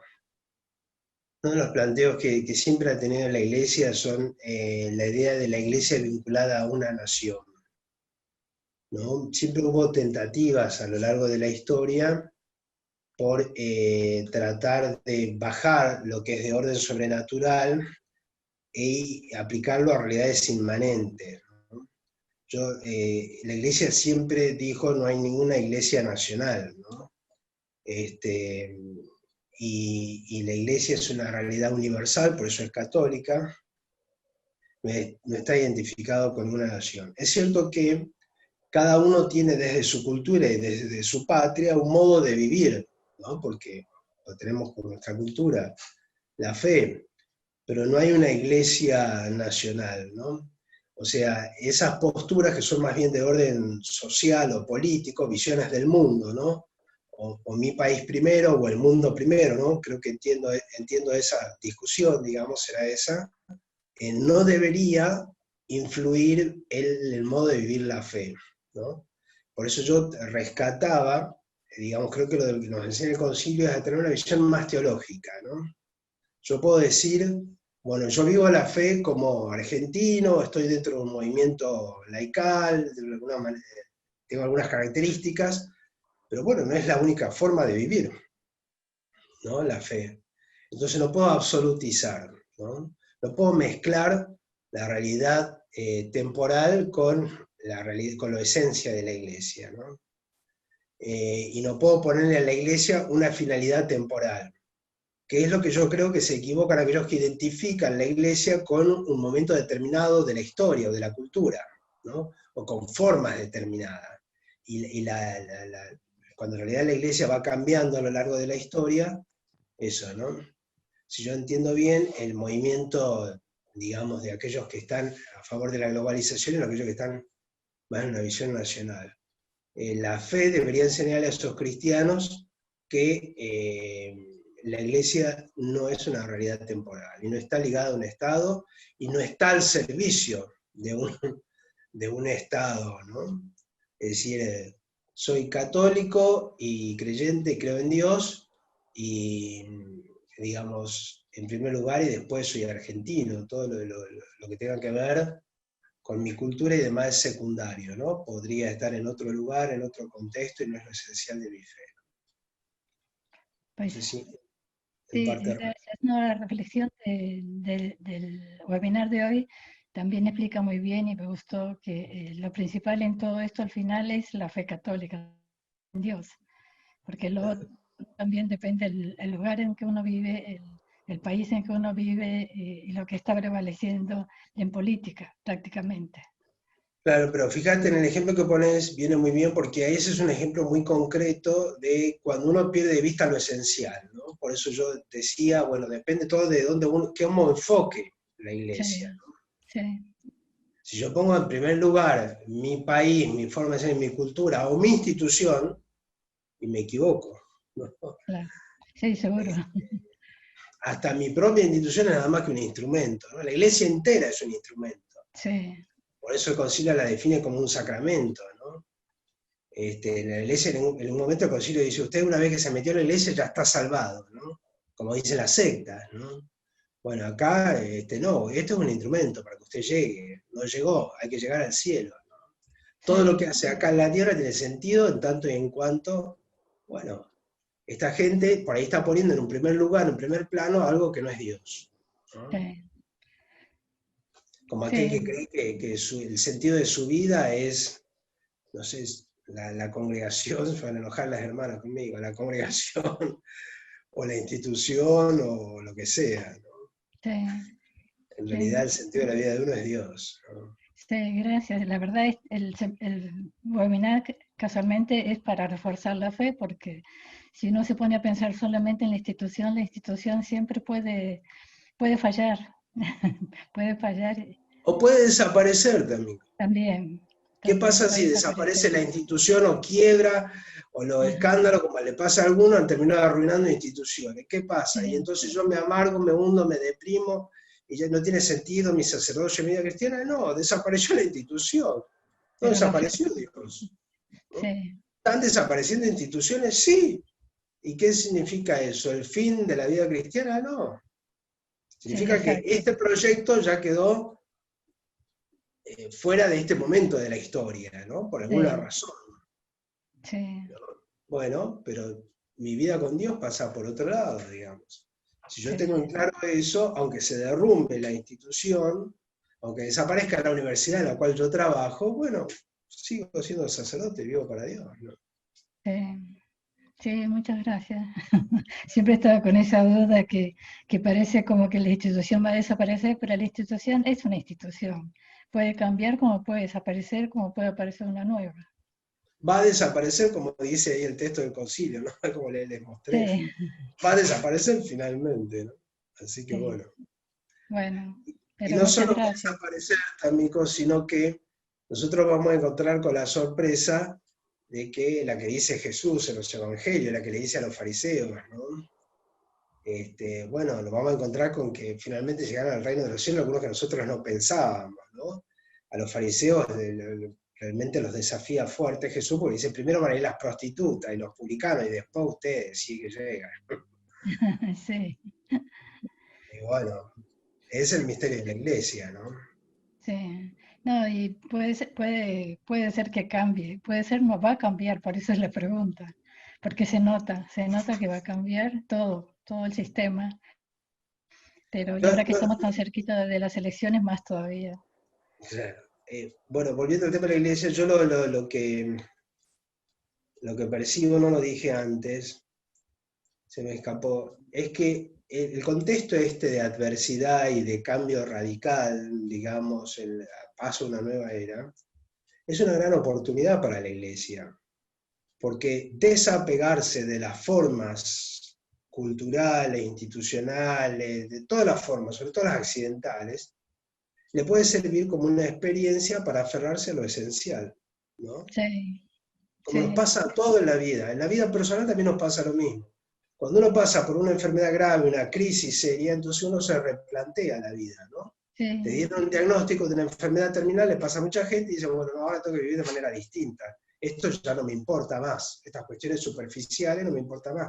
Bueno, la iglesia yo creo que está frente a eso, frente a la posibilidad de un gran cambio espiritual, de una madurez sí, espiritual, en la cual se desprenda de muchas cosas que son accidentales y diga, bueno, lo esencial de la iglesia es esto, como nos pasa ahora con la pandemia. sí, ¿Cuál es la esencial de nuestra vida cristiana? Ah, ya no puedo ir a la parroquia. Y bueno, estoy encerrado en mi casa. Y bueno, de pronto descubrí, porque un virus me impide salir, entonces descubrí lo esencial de la vida cristiana. sí, Maravilloso, sí. genial.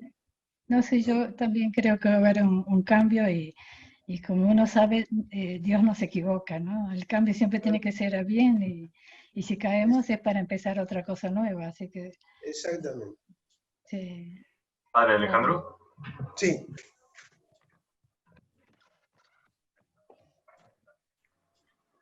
te hago dos preguntitas. La primera va relacionada al avance esto de las redes que estamos teniendo, toda la informática, la tecnología. Yo vi que hace un tiempo atrás, más o menos 3 o 4 años atrás, los movimientos y agrupaciones estaban como medio reacios al hecho de tener que estar frente o exponer el movimiento en una página web, por ejemplo, evangelizar por las redes. Y veo que ahora, por esta pandemia, es como que se está replanteando. Y ahí va mi pregunta. ¿Vos crees que esto de evangelizar por las redes va a ser más vulnerable a los movimientos por ataques de la gente o se lo va como a distorsionar la mirada de la iglesia si estamos evangelizando en las redes? es muy buena la pregunta. Yo creo que la realidad virtual es una gran oportunidad. A ver, Internet a nosotros nos da la posibilidad de acceder a un montón de cosas que antes no podíamos acceder, ¿no? Y, por ejemplo, descargarte libros gratis. Eh, y en realidad uno puede aprovechar, puede sacarle mucho provecho a Internet. El hecho de que yo pierda el tiempo con videojuegos o con una actitud consumista o superficial con el teléfono, qué sé yo, y que eso me termine arruinando la vida, es un problema mío. Yo la oportunidad la tengo. Yo creo que lo que está haciendo Internet es darle más oportunidades a alguno y está en que cada uno la aproveche, ¿no? Entonces el que es más inteligente la puede aprovechar mejor y puede decir, bueno, no, estoy perdiendo el tiempo, ¿no? Por ejemplo, ya frente a la pantalla. O no necesito tanta hora de smartphone, o no, bueno. Yo creo que lo mismo le va a pasar a la iglesia. Hay cosas muy importantes que la iglesia puede aprovechar. Es una gran oportunidad para la iglesia, porque la iglesia es universal. Fíjate que nosotros deberíamos aprovechar los católicos para hacer lo que estamos haciendo en este momento. Estamos en distintos puntos del mundo y estar conectados y compartir nuestra fe y reflexiones que a nosotros nos alimenten. Entonces, ¿qué podríamos hacer en este momento? Podríamos estar viendo una serie, podríamos estar en un videojuego, podríamos estar viendo qué comprar, ¿no? Y en realidad estamos compartiendo la fe, entonces depende de cómo lo use también. Y yo creo que los distintos movimientos de la iglesia en general, lo que tienen que hacer es usarlo de manera inteligente, tiene un gran potencial. La iglesia puede ser uno de los que más se beneficie de esta realidad virtual, si lo usa de manera inteligente. Y creo que también exige para los movimientos, porque claro, hay mayor exposición. Así como vos tenés que pensar antes de sacarte una foto y subirla a Instagram o a Facebook diciendo, bueno, realmente esta foto es presentable o no es presentable, estéticamente o éticamente, bueno, lo mismo también los movimientos tendrán que pensar. A ver, yo si voy a hablar públicamente, no puedo manejarme como me manejo en un círculo de intimidad, y qué sé yo, decir alguna palabra fuera de lugar, tengo que cuidarme. Los movimientos tendrán que pensar qué símbolos, qué lenguaje usan para que la gente de hoy no malentienda eso, ¿no? Bueno, despiértense, chicos. Despiértense. Dense cuenta que están expuestos ante el mundo, entonces fíjense cómo se presenta, compañero, ¿no? Como pasa ahora que viene el otro y en pijama sale a dar la conferencia o a participar del Congreso, una sesión del Congreso de Diputados, qué sé yo. No. Bueno, si usted se está exponiendo ante el mundo, bueno, fíjense qué lenguaje usa, ¿no? Primera cosa, ya no está usando un lenguaje cerrado. Los católicos tenemos que acostumbrarnos a hablar también en un lenguaje que el mundo nos entienda y que respeten y usar palabras que ellos comprendan. Entonces tenemos que salirnos un poco del encierro que tenemos a veces a nivel, digamos, de grupo cerrado, ¿no? Lo cual es muy sano, digamos. Ahí justamente me das el pie para la otra pregunta, porque justamente va relacionado a eso, que hoy en día estamos luchando con el gigante de todos los tiempos, que es el mal consumismo, que es para los jóvenes, que está desvirtuado. Entonces, si yo, dentro de todo, en una realidad, en un contexto bueno que no sea esto, yo lo demuestro Cristo con mi vida, dando ejemplo con mi vida, lo demuestro Cristo, porque vos decías que mi manera de enseñar no es ir y explicarle teología al otro. Uno le tiene que demostrar a Cristo con su vida, o sea, el ser coherente en su vida, lo que dice con lo que hace. ¿No crees vos que la virtualidad va a hacer miembros de la iglesia más sedentarios o lo va a reactivar hacia otro punto de vista? ¿Por qué? Porque si bien para nosotros es perfecto esta formación, pero nosotros tenemos que abocarnos hacia nuestro hermano que está alejado. ¿Crees vos que nos va a hacer más sedentarios? Mira, está muy bien la pregunta. Yo creo que uno de los temas que nosotros tenemos que volver a reescribir la ética, Marcos. Y tenemos que abordar los temas actuales. ¿Sí? Dejar de enseñar la ética en un sentido abstracto.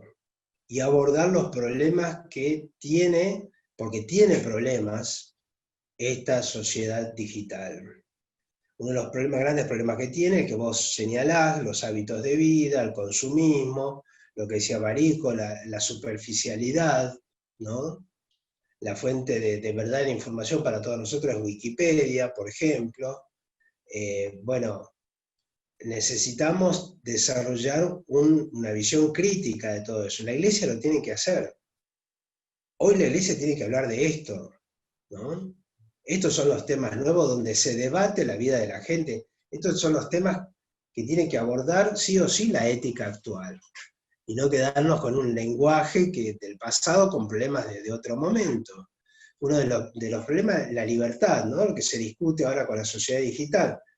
El modelo de sociedad, que es uno de los problemas más graves que en la actualidad. Vamos a ser como China, completamente vigilados, sin libertad individual, para tener más seguridad, o vamos a ser nosotros responsables y a defender la libertad. Bueno, acá la Iglesia tiene que hacerse presente, ¿no? Y hablar de esto. Tiene que hablarle a los jóvenes, tiene que reescribir los manuales, tienen que cambiar la formación en las universidades, cambiar la formación de los religiosos, abordar estos temas. Si no, le hablamos de temas que no le interesan a la gente, ¿no? Pero es cierto lo que vos planteás. Me queda claro, gracias, Paredes. Bueno, hay una pregunta acá de Diana que dice, ¿está la Iglesia preparada para enfrentar estos nuevos retos que en los tiempos imponen? No. ¿Sabe por qué no está preparada? Porque es completamente nuevo. Fíjate lo que le pasa al mundo. El Papa, en ese discurso que da ese viernes de Cuaresma, ¿no? Que fue muy impresionante solo en San Pedro, todos se acordarán, él dice, están todos desconcertados, todos los teóricos, los políticos, todos, no saben qué hacer, superados por la crisis.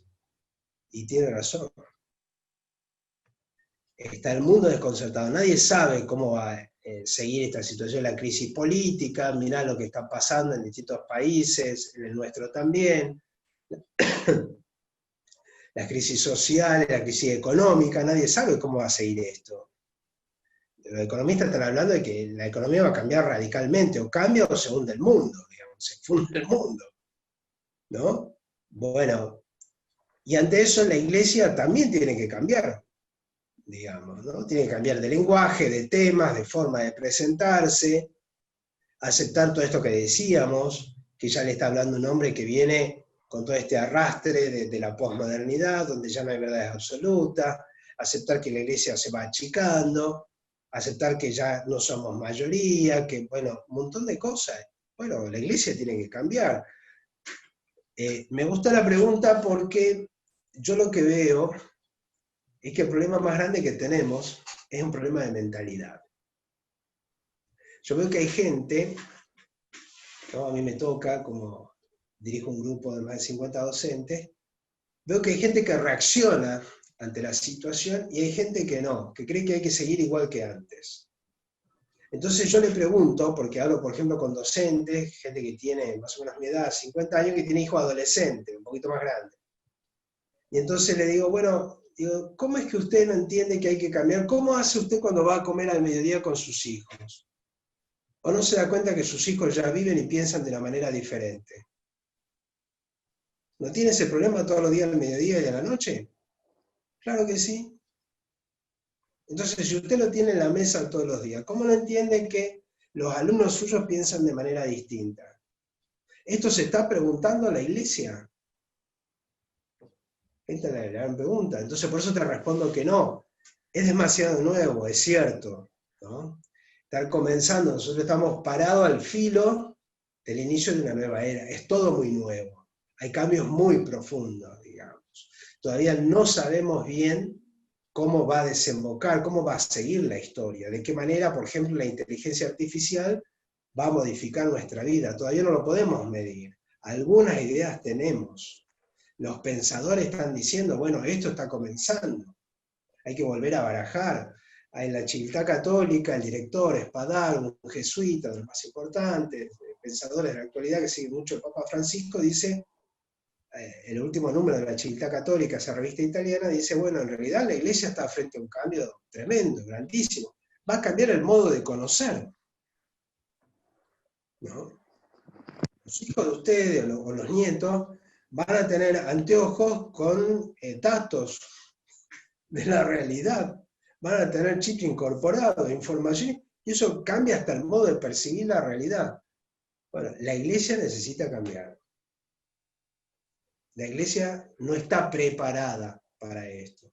Yo creo que el cambio los desborda a todos, en mi opinión. nos desborda todo. Ahora veo que hay gente que dice, bueno, a ver, ya no puedo seguir, sentarme a la mesa y decirle a mi hijo, bueno, vos tenés que comportarte de esta manera o de esta otra, sino que tengo que conversar, ver, ¿no? Y ver cómo llego. Bueno, en ese sentido decía, creo que no está preparada. Bueno. Bueno, los comentarios en general son muy, muy buenos y como dice María Elena, por ejemplo, estas reflexiones son una entrada de aire fresco que nos hace replantear para reafirmar nuestra fe y pide más encuentros sobre este tema. Necesitamos pensarlo juntos entre consagrados y laicos, dice. Bueno, y es más o menos el mensaje. No tenía preguntas de las hermanas que estaban por ahí, ni de las Caterinas, tampoco. No sé si piensan que están enojadas conmigo, que soy hereje por las cosas que dije. Desacuerdo. No quieren opinar. Bueno. Las Caterinas, les pregunto, ¿alguna? Y ahí están las hermanas, ¿no? A ver las hermanitas. ¿Dije alguna herejía, hermana? ¿Estoy equivocado y quieren corregir en algo? ¿Sí o no? Porque viste que cuando uno habla puede meter la pata, ¿no? No, todo lo contrario, excelente, padre, creo que estamos de acuerdo. Creo que de verdad que nos enfrentamos a cambios que no estábamos preparados, así que comparto totalmente de que no estábamos preparados para esto. Así es. Bueno, es muy importante lo que decía, hermana, porque sabes que la humildad es muy útil para esto, ¿no? Cuando uno reconoce que uno no se la sabe toda y que uno no tiene receta para todo, ¿no? Y que uno no tiene todas las respuestas elaboradas, me parece que es el principio de la sabiduría. Y es el principio para empezar a pensar que está ante una situación nueva, ¿no? El error en este momento puede ser creer que uno ya tiene las recetas, ¿no? Para todo, ¿no? Que esto es por ahí, por eso puse esa imagen de la pregunta. La iglesia tiene que replantearse también muchas cosas, ¿no? Si no tomamos como punto de partida la humildad, y difícil que le podamos hablar a la gente de hoy. Así que muy bien lo que dijiste, muchas gracias. Las Caterinas me van a decir algo. ¿Cómo están a todos? Saludos acá desde Buenos Aires. No, padre, muy agradecidas por la exposición y realmente también nosotras vemos que los grandes hitos de la historia responden a procesos que son complejos y que llevan su tiempo. Si el Concilio Vaticano II fue tan difícil de comprender para muchos cristianos durante tantos años y recién ahora, 50 años después, de algún modo uno dice, era esto. Bueno, los tiempos que se vienen ahora van a suponer también un periodo de adaptación de parte nuestra, pero me parece que la constante que siempre se repite en la Iglesia es la necesidad de la confianza en Dios, de tener esta actitud de discernimiento para poder ir leyendo los signos de los tiempos y en esa confianza ir caminando con la Iglesia, porque la Iglesia es madre y es maestra, entonces ella es la que nos va marcando el paso y nos va orientando, aunque a veces uno no comprenda o sienta temores, porque hay seguridades humanas, seguridades de pensamiento, que bueno, es humano también, pero siempre se nos invita a dar el salto en la fe. Entonces, en esta línea creo que es muy bueno también a través de esta exposición volver a reafirmarlo y volver a comprometernos en esta actitud de confianza en la Iglesia y en esta actitud de lectura de los signos de los tiempos desde el Espíritu. Así que gracias. Y también creo que es muy importante que en las épocas más duras de la Iglesia han surgido los santos más grandes, ¿no? Justo hoy celebramos a Santa Teresa de Jesús, que le tocó una época para nada fácil, a pesar de que, digamos, todavía estaba en una era cristiana, con todo lo que tuvo que salir adelante y a caballo. Y fundó así 19 conventos. Así que bueno, también confiados en que en estas épocas duras el Señor está suscitando también grandes santos, San Juan Pablo II, la Madre Teresa y bueno, muchos más.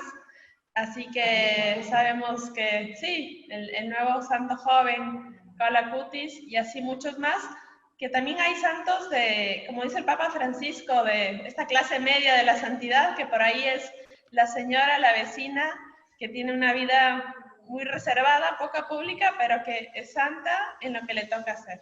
También va de, lo último, pero tener esta tranquilidad de que lo esencial no va a cambiar nunca. Por más de que se hagan propuestas, lo esencial no va a cambiar nunca. Entonces, poner la mirada en lo esencial y profundizar nuestra formación en lo esencial, también eso siempre ayuda a poder ir madurando nuestra fe y poder ir siguiendo los ritmos de la Iglesia. Muchas gracias. Las Caterinas son laicas consagradas de Fasta, ¿no? Que han estudiado teología, por eso hablan así también. Está muy bien lo que dicen. Yo solo me animo a agregar una cosa. Por le suena raro, pero la teología en la Iglesia, ustedes saben que las herejías tienen un sentido importante en la historia de la teología, ¿no? Y que permitieron el desarrollo y la profundización de la teología, porque en realidad se estudió y se produjo mucho en los teólogos y en el magisterio de la Iglesia a raíz de las herejías, ¿no? Por más que resulten negativas y que lleven gente a confusión. ¿Qué quiero decir con esto? Quiero decir que es cierto que hay que seguir, como decía Ofelia, lo de la Iglesia, que la Iglesia enseña, pero yo creo que también hay que animarse a plantearle preguntas, ¿no? Y como a empujar un poco la cosa, digamos. No a esperar a ver que, yo entiendo bien lo que dicen, pero digo, no tengo que esperar que baje de la Iglesia un documento que me diga a ver qué es lo que tengo que hacer ahora. Bueno, yo busco, yo leo, si tengo la formación, ¿por qué no me voy a animar? ¿No? Digo, aunque sea laico, aunque no haya estudiado teología, no importa, busco, me intereso, así como decía recién, pregunta a un joven. Entonces es bueno también asumir la época esta como un desafío también personal. Bueno, me intereso, busco, leo, pregunto al que ha leído, recomendame un libro, tengo curiosidad, ¿no?